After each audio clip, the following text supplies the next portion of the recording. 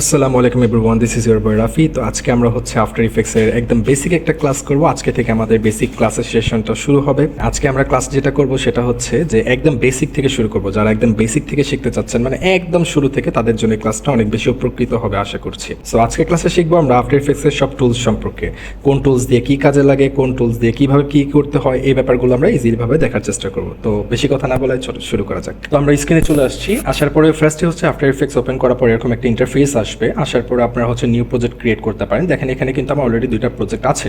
তো আমি হচ্ছে এখন নতুন প্রজেক্ট ক্রিয়েট করব।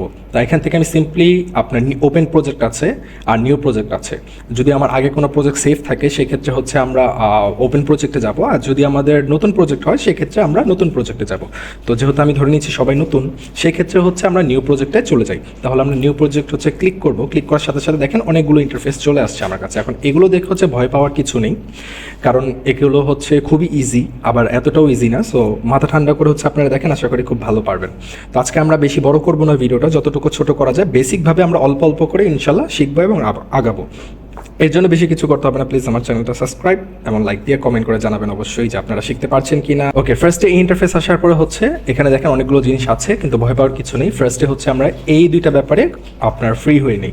এখানে একটা আছে হচ্ছে নিউ কম্পোজিশন, আর একটা হচ্ছে নিউ কম্পোজিশন ফ্রম ফুটেজ, মানে হচ্ছে ফুটেজ থেকে হচ্ছে আমরা কম্পোজিশন ক্রিয়েট করতে পারি অথবা নতুন করে আমরা কম্পোজিশন ক্রিয়েট করতে পারি।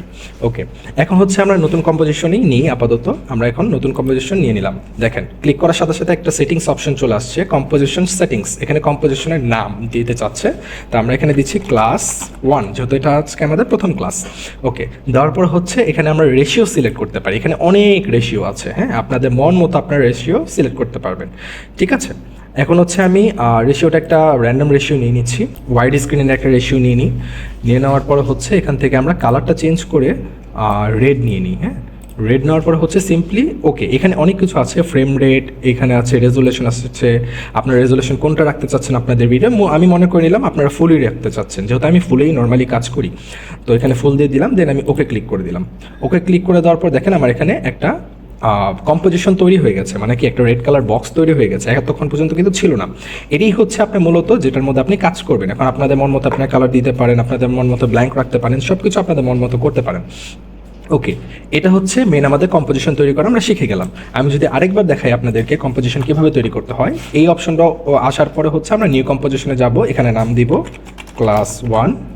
এখান থেকে আমরা আমাদের রেশিওটা সিলেক্ট করবো। যেমন ধরেন আমি রিলস রেশিওতে করতে চাচ্ছি, মানে 9:16, সেক্ষেত্রে আমরা রিলস রেশিও দিব। আমরা এখান থেকে রেশিও সেট লক করে দিতে পারি। সেক্ষেত্রে আমি যদি ওকে দিই, সেক্ষেত্রে দেখেন আমার রিলস রেশিওতে হয়ে গেছে। আর রিলস রেশিও না দিয়ে আমরা এখান থেকে আমরা ফিল্ম 2কে দিয়ে দিচ্ছি, যেটা ওয়াইড। ওকে, এই মোটামুটি একটা ওয়াইড লেভেলের আমাদের রেশিও চলে আসছে। এখন হচ্ছে আমরা করি কি, এখান থেকে বিভিন্ন টুলস সম্পর্কে জানি যে কোন টুলস দিয়ে কী করা যায়। দেখেন এখানে ফার্স্টে হোম একটা টুলস আছে। হ্যাঁ, হোম দিয়ে আপনারা হোমে চলে আসতে পারবেন। ঠিক আছে, এখান থেকে আপনারা হোমে চলে আসতে পারবেন।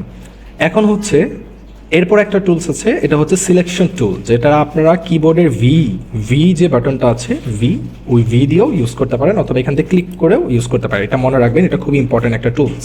ওকে, এরপর হচ্ছে হ্যান্ড টুল, এটা শর্ট ফর্ম হচ্ছে এইচ। এখান থেকে আপনি যেটা ক্লিক করবেন ওখানে কিন্তু লেখা উঠবে শর্ট ফর্মটা। পাশাপাশি আপনার হ্যান্ড টুল দিয়ে কী করবেন, দেখেন আমি যদি সিলেক্ট টুল ইউজ করে রাখি, এখন যদি আমি এটা এভাবে করি, মানে মুভমেন্ট করার চেষ্টা করি, সেক্ষেত্রে কিন্তু আমার এই যে স্কোয়ার বক্সটা বা আমার কম্পোজিশনটা, সেটা কিন্তু মুভ করছে না। ঠিক আছে, এখন আমি চাইলেও এটা মুভ করতে পারবো না। আমি সিলেক্ট করতে পারছি, কিন্তু দেখেন আমি সিলেক্ট করতে পারছি, এই যে সিলেক্ট করতে পারছি, কিন্তু মুভ করতে পারছি না। এর জন্য আমার কী করতে হবে, হ্যান্ড টুল ইউজ করতে হবে। দেখেন আমি আবার দেখাই, সিলেক্ট টুলে আমি জুম ইন জুম আউট করতে পারছি, কিন্তু মুভ করতে পারছি না। আমি হ্যান্ড টুলে ক্লিক করে আমি এখন এটাকে মুভ করতে পারবো। মাউসে রাইট ক্লিক করে আমি এটাকে মুভ করতে পারবো, আপ অ্যান্ড ডাউন সব কিছু করতে পারবো এটা ক্লিক করে। আচ্ছা ঠিক আছে, আমি এখন আবার সিলেক্ট টুল করে নিলাম ভি ক্লিক করে কিবোর্ডের। ওকে, এরপরে কি আছে, সার্চ। এটা হচ্ছে অ্যাকচুয়ালি সার্চ টুল, আমি বলি আমার কমফোর্টেবলের জন্য। এটা হচ্ছে জুম টুল, হ্যাঁ, ম্যাগনিফাইং গ্লাস হিসাবে বোঝানো হয়েছে। এখানে আমি যেই পোর্শনটা, ধরেন আমি এই পোর্শনটা লাগবে, এই পোর্শনটা আমি যদি ক্লিক করি তাহলে এটা জুম হতে থাকবে। ওকে, এই হচ্ছে মূলত বেসিক। অথবা আপনারা করতে পারেন কি, আপনার কিবোর্ডের স্পেস যেটা আছে ওটা ক্লিক করে ধরে রাখলে আপনার এই যে হ্যান্ড টুল চলে আসবে, তখন আপনারা হ্যান্ড দিয়ে মুভমেন্ট করতে পারবেন। ওকে, আমি এটা হ্যান্ড দিয়ে আমার একটা সেন্টারে নিয়ে আসি। ওকে, এই সেন্টারে নিয়ে এসে পড়লাম আমি, এই ওকে, এরপরে টুলসগুলো আমরা আপাতত স্কিপ করি, এগুলো ইন ফিউচার আমাদের লাগবে। এরপরে চলে আসি আমরা হচ্ছে পেন টুল। এটা হচ্ছে পেন টুল, যারা ফটোশপ ইউজ করেছেন বা অ্যাডোবি সফটওয়্যার সম্পর্কে জানেন তারা জানেন যে পেন টুলটা কী কাজে লাগে। তো এটা হচ্ছে মূলত আমাদের পেন টুল হিসেবে কাজ করবে, আমরা সিলেক্ট করতে পারবো এটসেট্রা এটসেট্রা, এগুলো দিয়ে করতে পারবো। ওকে, আমি রিমুভ করে দিই। এরপরে আসে হচ্ছে টেক্সট। হ্যাঁ, এটা হচ্ছে টেক্সট টুল, যেটা দিয়ে আপনারা টেক্সট লিখতে পারবেন। যেমন আমি এখানে টেক্সট যদি অ্যাড করি, অ্যাড করার পর যদি এখানে আমি কম্পোজিশনের উপরে লিখি, যেমন ধরেন আমি লিখলাম আমার নাম রাফি।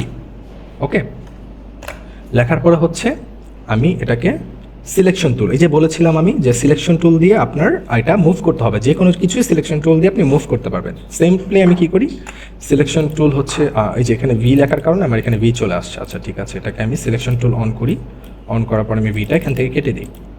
ঠিক আছে, ওকে, সিলেকশন টুল সিলেক্ট করার পরে এই যে আমি এখান থেকে মুভ করলাম, দেখেন মুভ করতে পারছি। এখন হচ্ছে আমি চাচ্ছি যে না আমার পুরো কম্পোজিশনটা আমি মুভ করবো, সেক্ষেত্রে আমি ওই যে হ্যান্ড টুলে যাওয়ার পরে আমি এখান থেকে আমার কম্পোজিশনটা মুভ করতে পারবো। ওকে ওকে, আমি সিলেকশন টুল দিলে আমি হচ্ছে আমার টেক্সটটা দেখেন এই যে জায়গাটা, এখানে হচ্ছে আপনারা লেয়ার হিসেবে কাজ করতে পারবেন। এটা হচ্ছে আপনাদের লেয়ার প্যালেস। হ্যাঁ, এটা হচ্ছে লেয়ার। ওকে, লেয়ার দিয়ে আপনারা হচ্ছে আপ অ্যান্ড ডাউন করতে পারবেন, একটা লেয়ার উপরে নিচে রাখতে পারবেন। হ্যাঁ, এটা পরে আমরা ইনশাল্লাহ বুঝে যাব। ওকে, এই হচ্ছে টেক্সট। তো আমরা এটা দিয়ে টেক্সট অ্যাড করে ফেললাম। আর এই পাশে যদি চলে আসি, এই পাশে হচ্ছে অনেকগুলো অপশন আছে। একটা হচ্ছে ইনফো, এখানে আপনারা ইনফো দেখতে পাচ্ছেন, RGB অনেকগুলো ইনফরমেশন আছে। এখানে অডিও, এখানে আপনার যদি ভিডিওতে কোনো অডিও লেভেল থাকে সেটা আপনি দেখতে পারবেন। নেক্সট হচ্ছে ইফেক্টস অ্যান্ড প্রিসেটস, এটা আমাদের জন্য খুব ইম্পর্ট্যান্ট, মানে কি আমরা এখানে যত ইফেক্টস সব কিছু এখানে পাবো। যেমন আমি ধরে নিলাম যে এই লেখাটাকে আমি গ্লো করতে চাই। হ্যাঁ, এখানে আমি গ্লো যদি লিখি, গ্লো লেখার সাথে সাথে আমার এখানে প্লাগইনস চলে আসছে। এটা যদি আমি টেক্সটের উপরে ছাড়ি, দেখবেন আমার লেখাটা গ্লো হয়ে গেছে। আপনারা দেখতে পাচ্ছেন, অবশ্যই আশা করি দেখতে পাচ্ছেন। তো এইটা হচ্ছে ইফেক্টস অ্যান্ড প্রিসেটস। আপনারা যদি ধরেন অনেক প্লাগইনস আছে আপনার আফটার ইফেক্টসে অনেক কিছু করা যায়, তো ওই প্লাগইনসগুলো আপনি ইনস্টল করলে এখানে সার্চ করলে পাবেন। তো এই ব্যাপারগুলো হচ্ছে এই ইফেক্টস অ্যান্ড প্রিসেটস থেকেই করা হয়।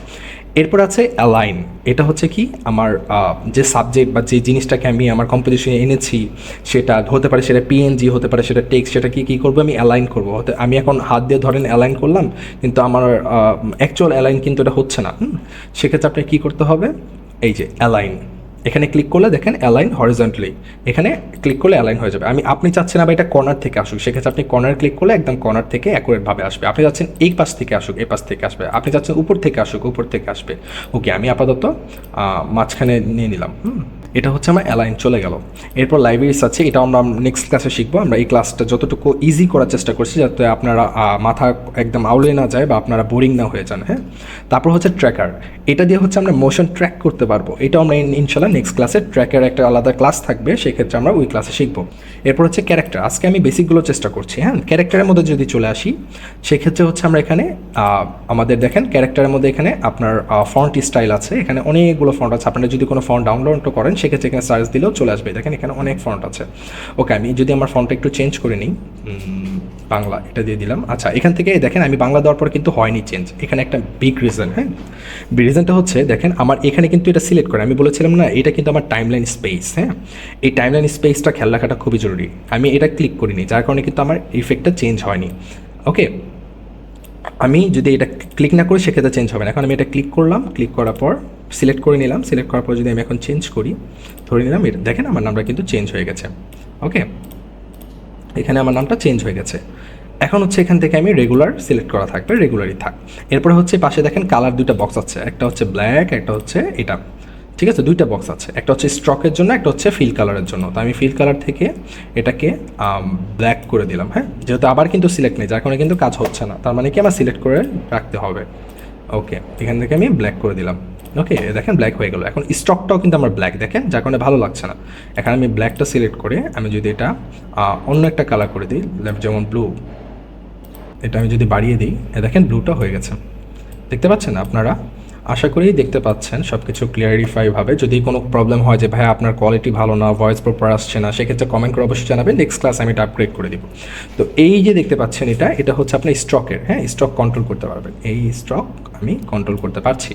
আর এখান থেকে আপনার টেক্সটের সাইজটা হচ্ছে ঠিক করতে পারবেন। ওকে, তো এই হচ্ছে ক্যারেক্টার। এখান থেকে আপনারা বোল্ড করতে পারেন, বোল্ড কমাতে পারেন। ঠিক আছে, এখান থেকে লেখা আপনার টিল্ট করতে পারেন। হ্যাঁ, এই অপশনগুলো আপনারা এখান থেকে সিলেক্ট করে করে দেখতে পারবেন। ওকে, তো এই হচ্ছে মূলত এখানে আপনার এই জায়গাটা যে জিনিসগুলো আছে এগুলো হচ্ছে এটা। এরপরে আসি হচ্ছে আমরা এই পোর্শনটাতে। এই পোর্শনও কিন্তু অনেক কিছু আছে, অনেক আপনার অ্যানিমেশন যা আছে সব এই পোর্শনে করতে হবে। আপনার কি ফ্রেম মনে রাখতে হবে, আফটার এফেক্টস মূলত কি ফ্রেমের উপর ডিপেন্ডেন্ট। হ্যাঁ, কি ফ্রেম দিয়ে আমরা মূলত অ্যানিমেশন করে থাকি। ওকে, ভিডিওটা বেশি বড় করবো না, আমি এখনই শেষ করে দেবো ইনশাল্লাহ। আর যারা এখন পর্যন্ত দেখছেন অবশ্যই সাবস্ক্রাইব করবেন, একটা চ্যানেলটাকে লাইক মানে ভিডিওটাকে লাইক করবেন, চ্যানেলটাকে সাবস্ক্রাইব করবেন অবশ্যই। ওকে, আর কমেন্ট করে জানাবেন আপনারা নেক্সট কী শিখতে চাচ্ছেন। ওকে, নেক্সট যদি আমি এখানে দেখেন দুটো অপশন আছে, একটা হচ্ছে আই, এখানে প্রথম যদি আমি দেখে নিই এখানে হচ্ছে আই আছে, এখানে হচ্ছে একটা মাইকের আছে মানে অডিও, এখানে লক আছে, আর এখানে ট্যাগ আছে বা লেভেল। আর এইখানে দেখেন কয়েকটা কালার দেখতে পাচ্ছেন। এখন যখন আমরা অনেক একটা বড় প্রজেক্ট নিয়ে কাজ করব, অনেকগুলো আমার টাইমলাইন থাকবে, সেক্ষেত্রে কী করবো, এখানে আমরা কালার দিয়ে দিতে পারবো। যেমন আমি চাই টেক্সটের কালারগুলো লাল না থেকে টেক্সটের কালারগুলো সব ইয়েলো থাক। দেখেন ইয়েলো হয়ে গেল, এখানেও কিন্তু ইয়েলো হয়ে গেছে। এখানে হচ্ছে এটা হচ্ছে আমাদের এডিটিং করার সময় যাতে আমাদের মাইন্ডটা ক্লিয়ার থাকে বা আমরা ইজিলি চিনতে পারি কোনটা আমাদের টেক্সট, কোনটা আমাদের ভিডিও লেয়ার, কোনটা আমাদের পিএনজি লেয়ার, এগুলো যেন চিনতে পারি, এটার জন্য হচ্ছে এটা। এখন দেখেন এটা এখানে কিন্তু একটা অ্যারো আছে ছোট্ট করে ইয়েলোর পাশে, দেখতে পাচ্ছেন? এই অ্যারোটা যদি ক্লিক করি এখানে কিন্তু অনেকগুলো অপশন চলে আসছে। হ্যাঁ, এখন অপশনের পাশাপাশি আপনার মাথায় রাখতে হবে যে আমি এখান থেকে দেখালাম কিন্তু ক্যারেক্টার থেকে আমি এটা জুম ইন জুম আউট করতে পারি। হ্যাঁ, এছাড়াও আপনি জুম ইন জুম আউট করতে পারবেন, যেটা আপনার জন্য বেশি ইজি হবে। সেটা হচ্ছে আপনারা সিলেক্ট করবেন হচ্ছে টেক্সটটাকে, যেটা নিয়ে কাজ ছোটো বড়ো করতে চাচ্ছেন, ওটা ক্লিক করার পরে কিবোর্ডের এস ক্লিক করবেন। এস ক্লিক করার সাথে সাথে দেখবেন আপনার এখানে স্কেল চলে আসছে। স্কেল দিয়ে আপনারা জুম ইন জুম আউট করতে পারবেন। ধরে নিলাম আমি এটা জুম ইন জুম আউট করতে চাই, এখান থেকে করার পরে আমি ছোটো করে একটু এখানে নিয়ে নিলাম, মানে স্কেল আপ স্কেল ডাউন করতে চাই আমি, করে অ্যালাইন করে নিলাম। এরপরে হচ্ছে আমি চাচ্ছি যে লেখাটা একটু টিল্ট হোক, মানে একটু রোটেট করতে চাচ্ছি, সেক্ষেত্রে আমি কিবোর্ডে টি ক্লিক করবো, সাথে সাথে আর ক্লিক করবো, আর ক্লিক করার সাথে সাথে এখানে রোটেশন চলে আসছে। আমি চাচ্ছি এটা একটু টিল্ট থাক, এই থাক। হ্যাঁ, এরপর চাচ্ছি আমি যে অপাসিটি কমাতে বাড়াতে চাচ্ছি, সেক্ষেত্রে আমি টি ক্লিক করবো। টি ক্লিক করার সাথে সাথে এখানে অপাসিটি চলে আসছে 100% থেকে আমি এটা কমিয়ে দিব, এই কমিয়ে দিলাম আমি। আর ঠিক আছে, এই হচ্ছে বেসিক। এখন আসি এই পাশে দেখেন একটা ঘড়ি আছে, একদম বেসিক। আমরা এখানে অ্যানিমেশন করাও শিখে যাব।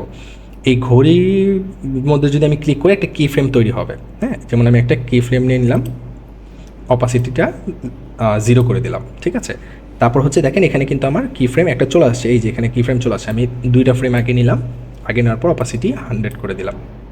ঠিক আছে, এখন আমি যদি প্লে করি দেখতে পাচ্ছেন এটা কিন্তু আস্তে আস্তে বেড়ে যাচ্ছে, মানে আস্তে আস্তে অপাসিটিটা বেড়ে যাচ্ছে। এই যে আমার কি ফ্রেম নেওয়ার কারণে আস্তে আস্তে আমার লেখাটা ডার্ক হচ্ছে, মানে অপাসিটি বেড়ে যাচ্ছে, ভিজিবিলিটি বেড়ে যাচ্ছে। ওকে, এখন হচ্ছে আমি চাচ্ছি যে লেখাটা হচ্ছে টিল্ট হওয়ার পাশাপাশি, এটা আমি একটু বাড়িয়ে দিই, না হলে আপনারা দেখতে পারবেন না, আর রোটেট হোক। হ্যাঁ, তাহলে আমি কি করব, আর ক্লিক করব, রোটেট চলে আসছে। আবার সেমভাবে রোটেটে একটা কি ফ্রেম নিব, কি ফ্রেম নেওয়ার পর আমি 2টা ফ্রেম আগে বাড়বো, কিছু ফ্রেম আগে বাড়ার পরে আমি এটা আমার আবার আগের পজিশনে নিয়ে আসবো। এই নিয়ে আসার পরে হচ্ছে আমি অটোমেটিক একটা কি ফ্রেম নিয়েছি। নিয়ে নেওয়ার পরে হচ্ছে এখন আমি যদি এটা প্লে করি সেক্ষেত্রে কী হবে দেখেন, এই দেখেন আমার লেখাটা আস্তে আস্তে উপরে উঠছে। ঠিক আছে, এটা আরও স্মুথ করা যায়, আরও সুন্দর করা যায়, আরও ফাস্ট অ্যান্ড স্লো করা যায়, এগুলো হচ্ছে আমরা নেক্সট ক্লাসে ইনশাল্লাহ শিখবো। তো এই হচ্ছে মূলত ব্যাপারগুলো। এখানে অনেক অপশন আছে, আপনার এখানে ট্রান্সফর্ম আছে, এখানে দেখেন পজিশন আছে, স্কেল আছে, রোটেশন, সব কিছু ট্রান্সফর্মে আপনারা পেয়ে যাবেন। ঠিক আছে, তো এই হচ্ছে মূলত বেসিক ক্লাস। আজকে আমরা এই পর্যন্তই থাকি। আমরা নেক্সট ক্লাসে ইনশাল্লাহ দেখব কীভাবে আমরা অ্যানিমেশন করতে পারি। হ্যাঁ, কীভাবে আমরা অ্যানিমেশনে মুভমেন্ট করতে পারি, এটা হচ্ছে নেক্সট ক্লাসে দেখব। এতক্ষণ পর্যন্ত যদি ভিডিওটা দেখে থাকেন এবং আপনারা যদি যারা পরিমাণ অল্প পরিমাণও কিছু শিখে থাকেন, অবশ্যই চ্যানেলটা সাবস্ক্রাইব করবেন। আমি রেগুলার 2 দিন পর পর একটা করে টিউটোরিয়ালস আপলোড দিই আফটার ইফেক্টসের উপরে। আজকে থেকে আমাদের বেসিক ক্লাস স্টার্ট, নেক্সট ক্লাসে ইনশাল্লাহ আমরা আরও শিখবো, একদম প্রো লেভেল পর্যন্ত শিখবো আমরা ইনশাল্লাহ এডিটিং। আর হ্যাঁ, দেখা হবে নেক্সট ভিডিওতে। ভালো থাকবেন সবাই, চ্যানেলটা সাবস্ক্রাইব করতে, লাইক করতে এবং কমেন্ট করতে অবশ্যই ভুলবেন না, এটা আমার inspiration. Please, thank you so much, ভালো থাকবেন।